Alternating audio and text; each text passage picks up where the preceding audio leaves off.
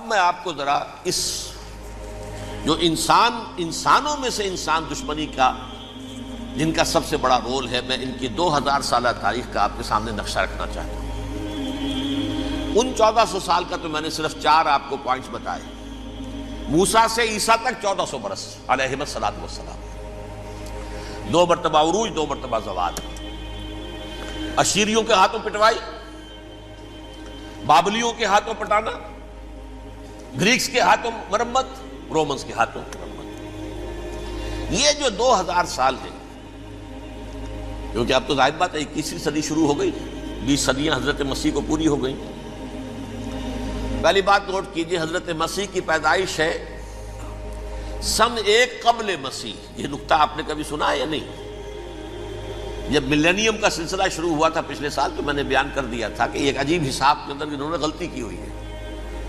حضرت مسیح کی پیدائش ہوئی 25 دسمبر کو، سن انہوں نے شروع کر دیا، جو اس کے بعد جنوری آئی تو پہلا سال شروع ہو گیا۔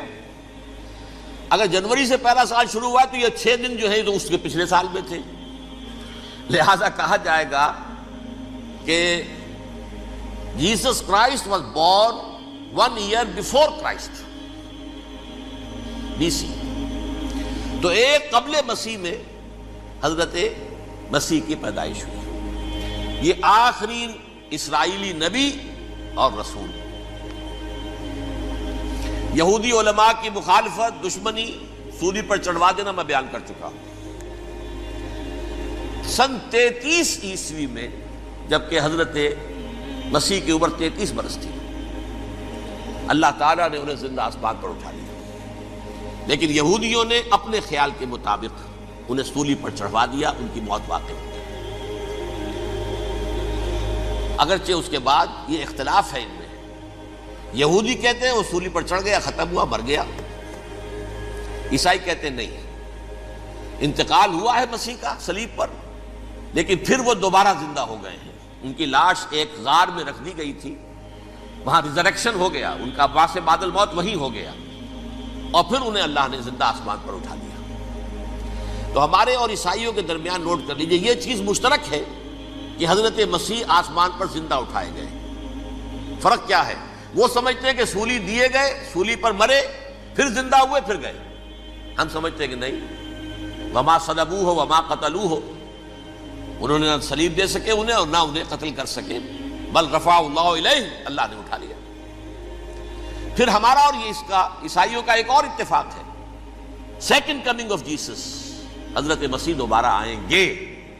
یہ عیسائیوں کا بھی عقیدہ ہے اور ہمارا بھی۔ بہرحال تو جیسا کہ میں نے عرض کیا کہ اس وقت یہ عذاب استیصال، عذاب اکبر کے مستحق ہو چکے تھے، لیکن اللہ نے ان کی مدت دراز کی ہے۔ لیکن ان پر دنیاوی عذاب کا ایک کوڑا جو ہے اللہ تعالیٰ کی طرف سے اسی وقت برسا، دنیاوی عذاب دنیا میں رہتے ہوئے ختم نہیں کیا۔ 37 برس بعد، حضرت مسیح کے رفع سماوی کے 37 برس بعد، سن 70 میں یہودیوں نے بغاوت کی رومیوں کے خلاف۔ رومی ٹائٹس جنرل تھا ایک، اس نے پھر جو حملہ کیا ہے، 1,33,000 یہودی ایک دن میں قتل کیا یروشلم میں، اور ہیکل سلیمانی گرا دیا۔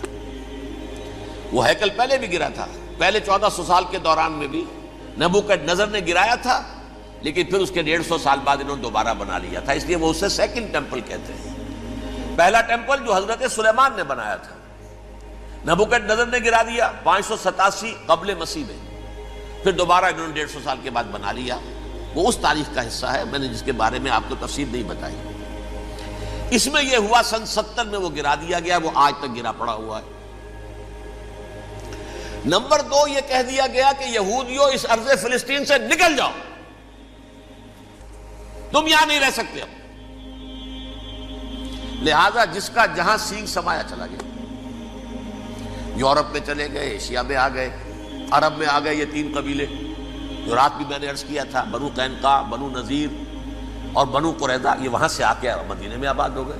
جس کا جہاں سینگ سمایا، افریقہ میں، ہندوستان میں، جہاں چلے گئے، ڈایاسپورا اسے کہتے ہیں، وہ آپ نوٹ کر لیجیے اس لفظ کو، ڈایاسپورا، ہمارا دور انتشار، جبکہ ہمیں ہماری اصل سرزمین تو فلسطین ہے، حضرت ابراہیم کا مسکن، حضرت اسحاق حضرت یعقوب کا مسکن فلسطین، یہ ہے ہماری اصل جاگیر، یہ تو ہماری جدی پشتی جاگیر ہے، لیکن یہاں سے نکال دیے گئے سن 70 عیسوی میں، اور وہاں سے لے کے 1917 تک ان کا ڈایاسپورا جاری رہا۔ یہ دور انتشار ہے۔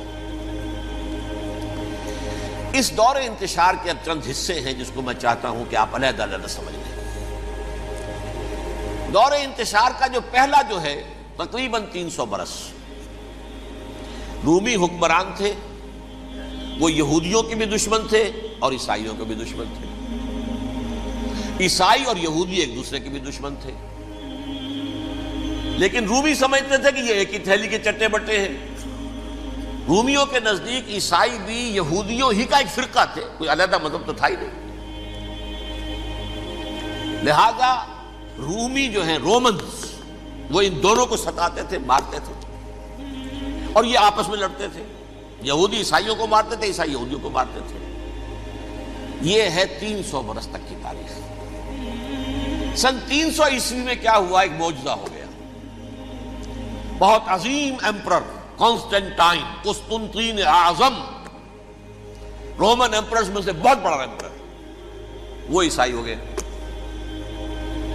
اب تو معاملہ بالکل تلپٹ ہو گیا، پوری سلطنت عیسائی ہو گئی۔ اب عیسائیوں کے عیش ہو گئے اور یہودیوں پہ مار پڑنی شروع ہوئی۔ اب عیسائیوں کا آپ خود سوچئے کہ جنہیں وہ خدا بنا بیٹھے ہیں، خدا کا بیٹا قرار دے رہے ہیں، ان کے قاتل کون؟ یہودی بدماش۔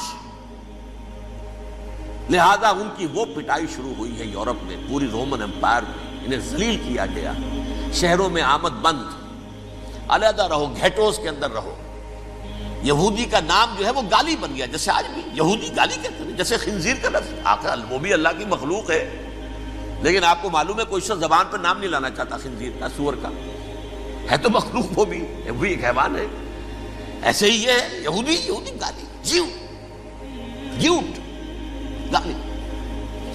لہذا ایک طرف تو ان دونوں کے درمیان دشمنی، جس کو قرآن کہتا ہے وَأَغْرَيْنَا بَيْنَهُمُ الْعَدَاوَةَ وَالْبَغْضَاءَ،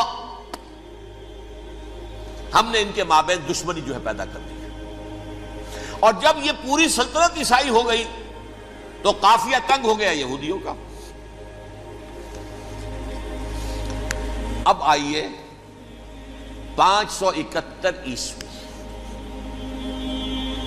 یعنی جبکہ ڈایاسپورا کو کتنا عرصہ ہو چکا تھا؟ 500 برس۔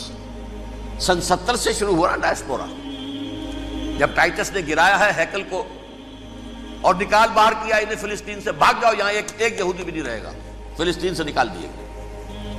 اس کے پورے 500 برس بعد سن 571 عیسوی میں حضور کی پیدائش ہوئی، ولادت باسعادت محمد رسول اللہ صلی اللہ علیہ وسلم۔ 610 میں آپ پر وحی کا آغاز ہوا، لیکن حضور کے ساتھ ان کا معاملہ کیا رہا؟ اول تو جبکہ حضور ابھی مکے ہی میں تھے، یہودیوں نے ریشہ دوانیاں شروع کر دی حضور کے خلاف۔ قریش مکہ کو سکھاتے تھے، پڑھاتے تھے، ان سے یہ پوچھو، ان سے یہ پوچھو، انہیں اس طرح تنگ کرو، ان سے یہ امتحان لو، یہ آپ کے علم میں ہے۔ سورہ بنی اسرائیل میں، سورہ کہف میں وہ سوالات، جو امتحانی سوالات آئے تھے، ذوالقرنین کون تھا، اصحاب کہف کون تھے، تم رسول بنے پھرتے ہو تو بتاؤ، اور یہ روح کی حقیقت کیا بتاؤ۔ یہ ساری ریشہ دوانیاں کر رہے تھے بیٹھے ہوئے، ابھی وہیں پر حضور ابھی پہنچے بھی نہیں۔ ہجرت فرما کر حضور تشریف لے آئے تو حضور نے، جسے ماسٹر سٹروک کہا جائے گا، یعنی اسٹیٹس مین شپ کا ماسٹر سٹروک، آپ نے مدینے میں آتے یہودیوں کے ساتھ پیکٹ کر دیا، جوائنٹ ڈیفنس پیکٹ آف مدینہ، کہ اگر مکے والے ہم پر حملہ کریں گے تو ہم مل جل کر ایک قوم کی حیثیت سے مقابلہ کریں گے۔ یہ میثاق مدینہ کہلاتا ہے، جس کے بہت غلط معنی پہنائے جا رہے ہیں آج کل۔ بہرحال میں موضوع میرا چونکہ یہ نہیں، میں ادھر نہیں جاؤں گا، لیکن ہوا کیا؟ ہر مرتبہ یہ خیانت کے مرتکب ہوئے، ان نے جو عہد کیے تھے ان سے پھرے، اندر ہی اندر سازش، ریشہ دوانی، حضور کی بدترین دشمنی۔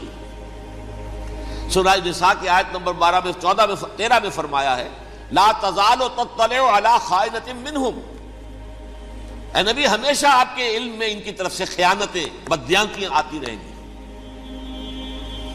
اور بار بار وہ مسلسل جنگ کی آگ بھڑکاتے تھے، قریش کو دعوت دیتے، آؤ آؤ آؤ ہم اندر سے بغاوت کر دیں گے، تم آؤ تو صحیح، ختم کریں محمد کو اور اہل ایمان کو صلی اللہ علیہ وسلم ورضی اللہ تعالی عنہم اجمعین۔ لیکن پھر جب وہ آتے تھے تو یہ دبک جاتے تھے، ان میں ہمت نہیں تھی، میدان کے مرد نہیں رہے تھے۔ یہ سورہ حشر میں ان کا نقشہ کھینچا گیا ہے، کھلے میدان میں مقابلے کی اس کے اندر صلاحیت ہی نہیں ہے۔ یہ تو فصیلوں کے پیچھے سے، جیسے عورتیں کہیں دیہات میں لڑائی ہوتی ہے تو مرد جو ہے گلیوں میں لڑتے ہیں، عورتیں اوپر سے پتھر پھینکتی ہیں، بس وہ کام یہ کر سکتے تھے، من ورائے جدر، فصیلوں کے پیچھے سے، جنگ میں میدان میں نہیں آ سکتے۔ بہرحال قرآن مجید میں ہے یہ سورہ مائدہ کی آیت نمبر 64، کلما اوقدوا نارا للحرب اطفاها اللہ۔ اکثر و بیشتر مواقع پر تو یہ جب آگ بھڑکاتے تھے جنگ کی، اللہ اسے بجھا دیتا تھا۔ لیکن بہرحال اس کے باوجود جنگیں ہوئی، غزوہ بدر، غزوہ احد ہوئی کہ نہیں، یہ ساری اصل شرارت ہوئی۔ اور اس کے نتیجے میں حضور نے پھر ایک ایک کر کے 3 قبیلوں کو سزا دی۔ غزوہ بدر کے فوراً بعد بنو قینقاع نکالے گئے مدینے سے، غزوہ احد کے فوراً بعد بنو نذیر نکالے گئے، اور غزوہ احزاب کے بعد بنو قریظہ نکال دیے گئے۔ یہ تو میں نے آپ کے سامنے رکھ دیا صرف حضور کے زمانے میں ان کا کیا رویہ رہا، دشمن۔ رات بھی ہم نے وہ آیت پڑھی تھی، لَتَجِدَنَّ أَشَدَّ النَّاسِ عَدَاوَةً لِلَّذِينَ آمَنُوا الْيَهُودُ وَالَّذِينَ أَشْرَكُوا۔ اہل ایمان کی دشمنی میں شدید ترین تم پاؤ گے یہودیوں کو اور مشرکین بھی بعد میں ہے، پہلے یہودی۔ حضور کے بعد کیا ہوا اب یہ نوٹ کیجئے، یہ ان کی تاریخ کا دوسرا دور ہے۔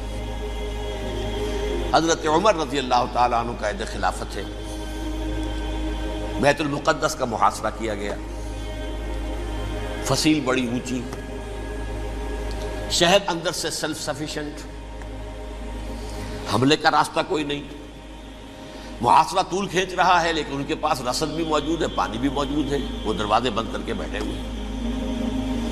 بالآخر اللہ تعالیٰ کی مشیت کا ظہور کیسے ہوا، ان کے کچھ علماء آئے فصیل پر، کہا دیکھو مسلمانوں، تم قیامت تک بھی یہاں پڑے رہو گے محاصرہ کر کے، ہمارا یہ شہر فتح نہیں ہوگا۔ ہاں ایک درویش بادشاہ کے ہاتھوں یہ شہر فتح ہونا ہے، لیکن تمہارے اندر ہمیں وہ نظر نہیں آ رہا۔ ابو عبیدہ بن الجراح رضی اللہ تعالی عنہ، امین هذه الامہ، ان کا فوراً ذہن گیا، وہ درویش بادشاہ مدینے میں بیٹھا ہوا ہے، عمر رضی اللہ تعالی۔ اب ایک اور عمر بھی ہے جو قندھار میں بیٹھا ہے، نقشہ وہی ہے، سادگی کی حد تک نقشہ وہی ہے، بالکل وہی، اپنی آنکھوں سے دیکھا ہے، وہی سادگی۔ عمر اول، عمر ثانی تھے عمر بن عبدالعزیز۔ اب ایک اللہ کے فضل سے اللہ تعالیٰ ایدہ اللہ بنصرتہ، اللہ تعالیٰ ان کی نصرت فرمائے، دشمنوں کو ان کے مقابلے میں نیست و نابود کرے۔ انہوں نے ریکویسٹ بھیج دی کہ حضور تشریف لائیے، یہ شہر فتح ہو جائے گا۔ وہ ہے سفر تاریخی، اتنا طویل سفر، تقریباً 700 میل، ایک اونٹ، ایک خادم، ایک منزل پہ امیر المومنین اوپر بیٹھے، خادم آگے چل رہا ہے، اگلی منزل پہ خادم اوپر بیٹھا ہے، امیر المومنین آگے جا رہا ہے۔ اور جب پہنچے ہیں تو وہ باری تھی خادم کی، انہوں نے ہاتھ جوڑ دیا، حضور خدا کے لیے تم کیا کہیں گے لوگ، وہ میرا برا حال کر دیں گے، تمہیں شرم نہیں آئی، امیر المومنین پیدل آگے چل رہے ہیں نکیل پکڑ کر، اور تم بیٹھے ہو اوپر براجمان ہو۔ حضرت عمر فرمایا الدور دورک، نہیں باری تمہاری ہے، بیٹھ۔ اس حال میں پہنچے ہیں، اور پھر یہ کہ ابو عبیدہ بن الجراح آئے ہیں، استقبال کیا ہے تو دیکھا ہے اس حال میں چلے آ رہے ہیں، عمر نکیل پکڑے ہوئے چلے آ رہے ہیں، اور کہتے ہیں کہ کہیں کیچڑ ویچڑ تھا، جوتے خراب ہو گئے تھے، وہ بھی اتار کے ہاتھ میں پکڑے ہوئے، کپڑے تو تھے ہی پھٹے ہوئے۔ انہوں نے کہا بھی حضرت ابو عبیدہ نے، دیکھیے یہ بڑا متمدن ملک ہے، بڑا مہذب علاقہ ہے یہ، آپ ذرا حلیہ اپنا دوست فرما لیں تب جا کے پیش ہم آپ کو کریں گے۔ آپ نے فرمایا نحن قوم اعزنا اللہ بالاسلام، ہم وہ قوم ہیں جنہیں اللہ نے عزت دی ہے اسلام کے ذریعے سے۔ کپڑوں کے ذریعے سے نہیں، دولت کے ذریعے سے نہیں۔ اسی حال میں گئے ہیں، اوپر سے انہوں نے کھڑے ہو کر نشانیاں دیکھی ہیں، اپنی کتابیں کھولی، ہاں یہ وہی ہے، اچھا لو جی سرنڈر، شہر تمہارے ہاتھ میں۔ خون کا ایک قطرہ نہیں بہا اور بیت المقدس فتح ہو گیا۔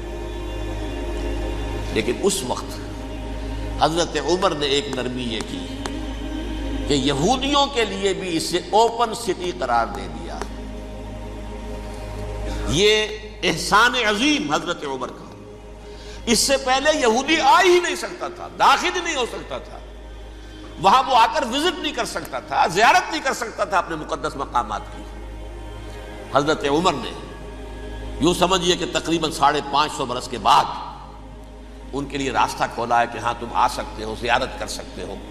لیکن یہ عیسائیوں نے لکھوایا معاہدے کے اندر، انہیں یہاں آپ آباد ہونے کی اجازت نہیں دیں گے، لیکن کم وزٹ دی پلیسز، دیکھیں زیارتیں کریں اور جائیں۔ یہ معاہدہ حضرت عمر کا ہے رضی اللہ تعالیٰ، جو پھر خلافت راشدہ کے بعد بنو امیہ نے بھی اس کو آرڈر کیا، بنو عباس نے کیا۔ پھر جو ہمارے یہ ترکوں میں اندر خلافت آئی تو ترک خلفاء نے بھی اس معاہدے کی پوری پابندی کی۔ فلسطین میں آ سکتے ہیں یہودی، صرف زائرین کی حیثیت سے، وہاں آباد نہیں ہو سکتے۔ اب آئیے اگلا دور آیا حضرت عثمان کا دور خلافت۔ یہ ہے وہ وقت کہ اب یہود نے امت مسلمہ کی پیٹھ میں چھرا گھونپا۔ وہ کیسے؟ ایک یہودی عبداللہ ابن سبا اسلام کا لبادہ اوڑھ کر آ گیا، معاشرے کا جائزہ لے لیا۔ ان میں بنو ہاشم اور بنو امیہ میں جو پرانی کشاکش تھی اس کے کچھ نہ کچھ جراثیم باقی ہیں، اگر ان کو ذرا بھڑکا دے تو مسلمانوں میں انتشار پیدا ہو جائے۔ کہا یہ عثمان کون ہے؟ یہ تو بنو امیہ میں سے ہے، یہ حق تو بنو ہاشم کا ہے، خلافت ان کے پاس ہونی چاہیے، محمد کے تو رشتہ دار وہ ہیں صلی اللہ علیہ وسلم۔ عوام الناس کے اندر بات پھیلنی شروع ہوئی۔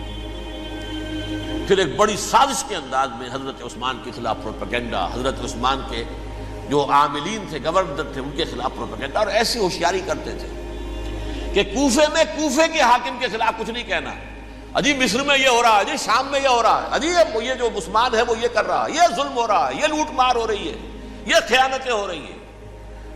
اب نہ تو اس زمانے میں مینز آف کمیونیکیشن، کیسے تصدیق کریں؟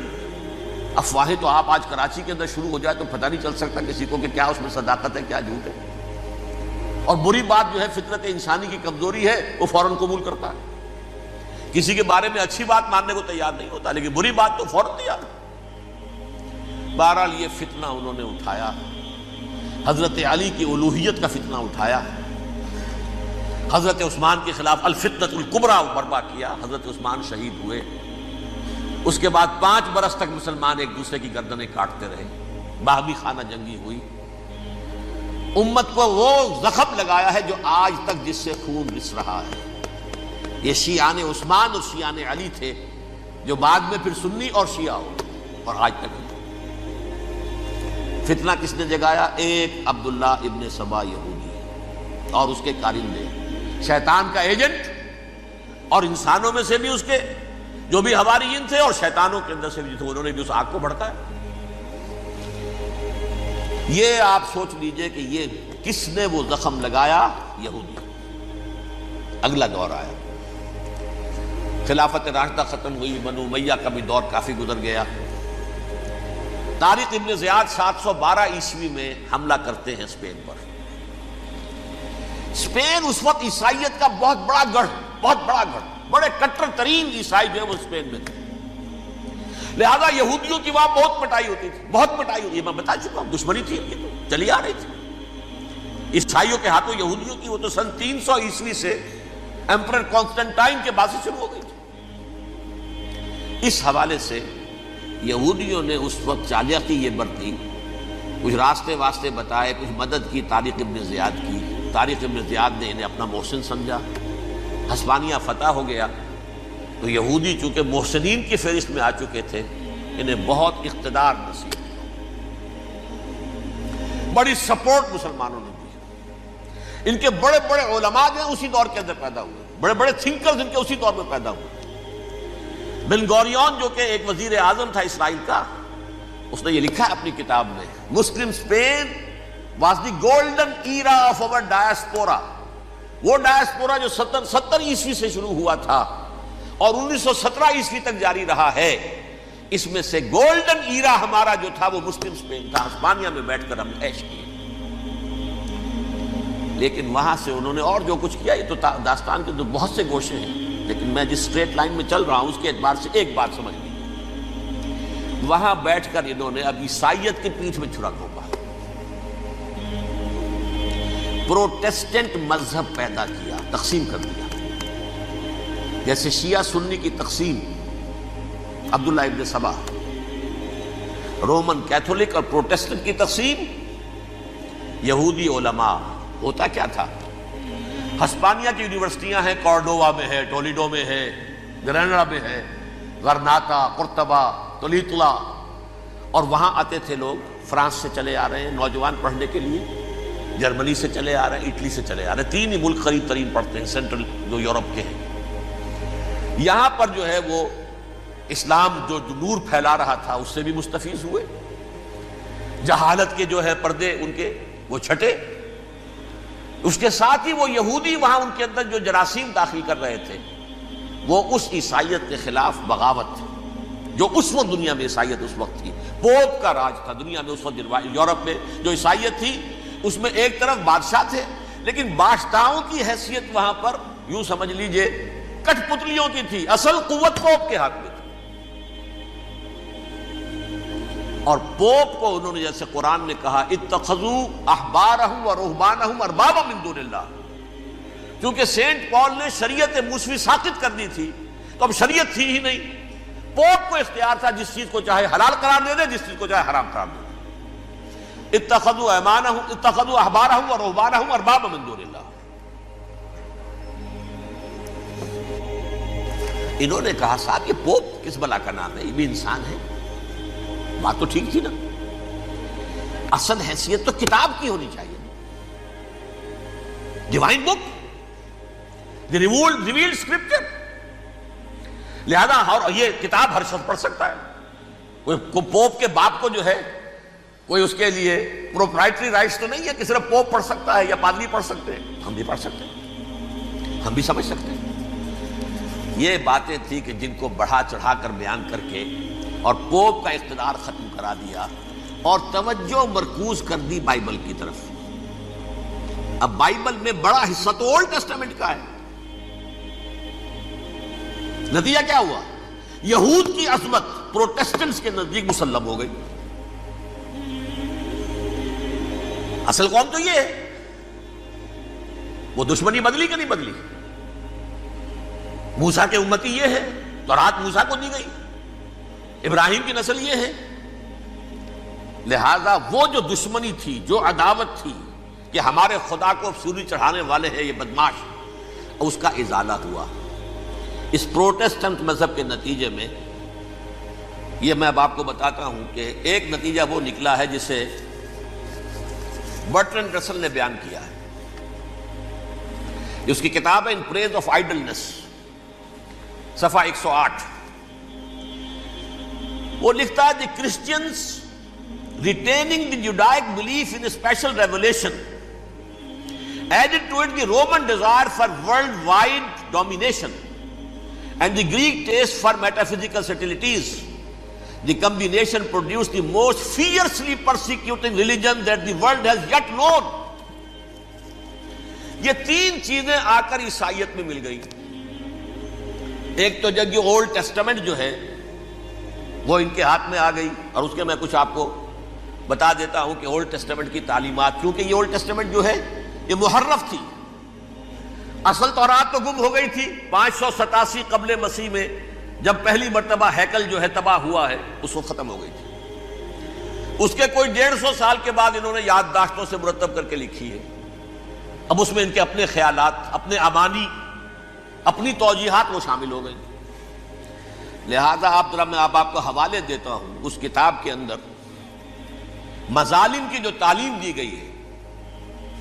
اہل کتاب نے اپنے مظالم قتل عام کے جواز کے لیے تورات میں تبدیلیاں کی اور پیغمبروں پر دہشت ناکی اور بدترین حرام کاری کے الزامات لگائے. سنیے، پہلا حوالہ ہے یہ گنتی باب 31 آیات 17-18. اس لیے ان بچوں میں جتنے لڑکے ہیں سب کو مار ڈالو، اور جتنی عورتیں مرد کا منہ دیکھ چکی ہیں ان کو بھی قتل کر ڈالو، لیکن ان لڑکیوں کو جو مرد سے واقف نہیں اور اچھوتی ہیں اپنے لیے زندہ رکھو. یہ کسی اللہ کی کتاب کا یہ جملہ ہو سکتا ہے؟ کسی ریویل بک کا؟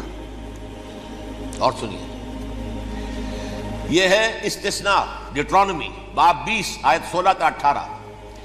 پر ان قوموں کے شہروں میں جن کو خداوند تیرا خدا میراث کے طور پر تجھ کو دیتا ہے، کسی ذی نفس کو جیتا نہ بچا رکھنا، جیسا خداوند تیرے خدا نے تجھ کو حکم دیا بالکل نیست کر دینا. مرد، عورتیں، بچے، بوڑھے سب ختم. یہ کتاب مقدس ہے. اور سنیے، سموئیل باب 27 آیت نمبر 9. اور داؤد نے اس سرزمین کو تباہ کر ڈالا اور عورت مرد کسی کو جیتا نہ چھوڑا. نمبر 4، ان سب آباد شہروں کو ماں، عورتوں اور بچوں کے بالکل نابود کر ڈالا. کتاب استثناء باب 3 آیت 6. یہ ہے جو کہہ رہا ہے برٹرنڈ رسل، کرسچینٹی میں آ کر یہ تین چیزیں شامل ہو گئی. ایک تو یہ باربیرین یہ تعلیم جو ہے، اور یہ مذہب کے نام پہ تعلیم، یہ کتاب مقدس کی تعلیم. نمبر 2، رومنز کے اندر جو ایک تمنا تھی ورلڈ ڈومینیشن کی، وہ عیسائیت کے اندر آ گئی. اس لیے کہ پوری رومن امپائر جو ہے عیسائی ہو گئی، اسے وراثت کے اندر ورلڈ ڈومینیشن کی جو ایک تمنا تھی وہ مل گئی. اور پھر یہ کہ انہوں نے جو توہمات تھے یونانیوں کے، ان کو بھی اپنے ہاں مختلف شکلوں کے اندر جمع کر لیا. ان تین چیزوں کا the combination produced the most fiercely persecuting religion that the world has yet known. اس کے نتیجے میں دنیا میں تاریخ انسانیت کے اندر جو بدترین خونخوار ترین مذہب ہو سکتا ہے وہ شکل عیسائیت نے اختیار کی. اور اس کا مظہر عتم کیا تھا؟ نوٹ کیجیے، صلیبی جنگیں. ایک بات ٹائم ٹیبل کے اعتبار سے نوٹ کر لیجئے گا. فرسٹ ملینیم ختم ہوا، سیکنڈ شروع ہوا. ان کے 1000 سال ختم ہوئے تو 11ویں صدی میں سیکنڈ ملینیم شروع ہوا تو پہلی صلیبی جنگیں ہوئی. لاکھوں مسلمان قتل کیے. صرف یروشلم کے اندر اتنا خون بہایا ہے کہ خود ان کے ہسٹورینز لکھتے ہیں کہ جب ان صلیبیوں نے جب گھوڑوں کے ساتھ وہ چل رہے تھے گلیوں میں تو ان کے گھوڑوں کے گھٹنوں تک خون کی ندی بہ رہی تھی. جہاں سے گزرے ختم کرتے چلے گئے، آبادیاں کی آبادیاں ختم کر. اگرچہ اس کروسیڈ میں گیہوں کے ساتھ گھن بھی پسا، یہودی بھی بہت مارے گئے. یہ فرانس سے، جرمنی سے جب یہ کروسیڈرز آ رہے تھے 3000 میل کا سفر طے کر کے آئے تھے. سوچئے تو صحیح، اربن ثانی پوپ جو تھا آگ لگا دی تھی اس نے پورے یورپ کے اندر. شرم سے ڈوب مرو، تمہارے مقدس علاقے مسلمانوں کے ہاتھ میں. انفیڈلز، یہ کافر، یہ مرتد، یہ ملحد. مسیح جہاں پیدا ہوا، مسیح کو جہاں سولی دی گئی، وہ کہاں ہے؟ ان کے ہاتھ میں. وہ آگ لگائی ہے، 3000 میل کا فاصلہ طے کر کے یہ لوگ قوم آئیں گے اور جو تباہی مچائی ہے انہوں نے. تاریخ انسانی میں ایسی بربریت کی کوئی مثال. اور یہ ان کے اپنے ہسٹورینز لکھتے ہیں. شرم کے مارے ایسے محسوس ہوتا ہے جیسے ان کی گردنیں جھکی جا رہی ہیں.